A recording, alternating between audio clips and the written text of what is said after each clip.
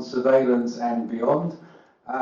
We're going to have a look at these issues tonight. We've got three really good speakers. We've got Geert Lovink, Harold Vulcan, and Wessel van Ravensburg.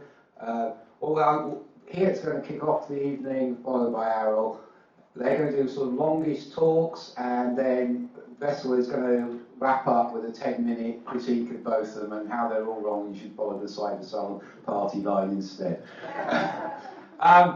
But in particular, what we wanted to do today, I mean, obviously, England after the 1688 English Revolution, we had a Bill of Rights. And this is one of the great achievements of the 17th century in this country. Lots of people died and we had lots of disasters going on to achieve this. And it seems to me that's something that was built on in the American Revolution, the French Revolution, and obviously, especially after the Second World War, with the UN Declaration of Rights and the European Convention on Human Rights. And if you read the Daily Mail, you'll know that even today bills of rights are controversial. And so one of the things we wanted to do is actually set out how can we do this. If you think about rights, rights are for individuals. Usually they're considered to be male property owners. People who might even own other human beings as their property, in the case of 1776 American revolutionaries. So we need to think about how would we have a Bill of Rights for the 21st century when we are networked individuals and where we want to share information with each other, we want to be able to collectively organise, but on the other hand, we don't want to have the NSA spying at us when we're picking our nose in front of the computer screen and doing other things that we might be slightly embarrassed about other people doing. And so one of the things to do today is we're going to go through this. Before we start though, I found this wonderful book called The Beast of Business by Harvey Matsuso, published in 1968 in England. And it has a wonderful thought. It's a book, it says a record of computer atrocities. And I thought I'd just start off before I introduce here with a brief mention from this wonderful classic. It says, cheerful obedience to the computer leads to worse performances by society. It makes it easier for dictators to accomplish their ends. It brings a lessening of freedom. Being loyal to the computer means selling out. Very 1968, that. You must stand by your individual rights to question what the computer says. You must boost the morale of your neighbours and acquaintances and friends by informing them of how best to fight the computer.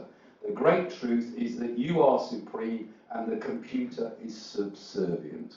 And I think on that opening, we could maybe, hopefully that will inspire our speakers. So our first speaker is Geert Lovink, who I've known here for over 20 years. When I first met him, somebody said to me, oh, he's the king of the squatters in Amsterdam.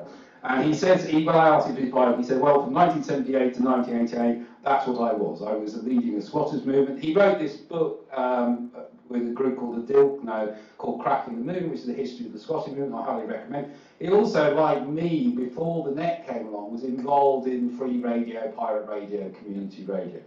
I met here around 1995 when he set up the Nettime mailing list and the Net's 5-minute conferences, which were very important for the Europeans to actually, not that we were against all these wonderful technologies coming out of California, but what we disliked was the neoliberal ideology that came with them, and the way to take these technologies, which, lots of which had actually been developed, of course, in Europe, like the web, and actually think about them in our own way.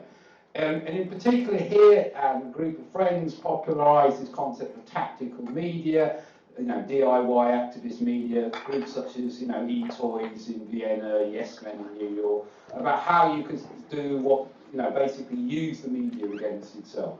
He's also published a number of books, most famously Dark Fibre, the wonderfully named My First Recession, and he's just brought out a book called Networks Without a Cause, and also this very wonderful, I have to give a plug for this because he sent me lots of free copies of it. It's called The Unlike Us Reader, which is a really good critique of social media.